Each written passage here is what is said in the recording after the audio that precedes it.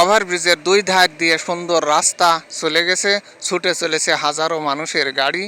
আর ওভারব্রিজের উপরে রয়েছে অনেক মানুষের বিচরণ। এই অনেকগুলা গরুকে আমরা অনুসরণ করছি।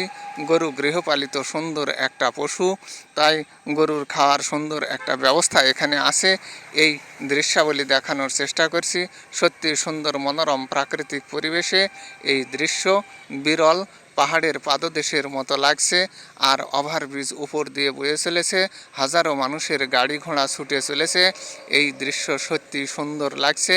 বৈকালিক এই পরিবেশে আমরা যে প্রাকৃতিক পরিবেশ দেখানোর চেষ্টা করছি, গোলমলতা, ঝিরঝিরে বাতাস, সবুজ ঘাস, গাছপালা আর সবুজে ঘেরা এই বৈকাল সত্যি সুন্দর একটা মনোরম পরিবেশ।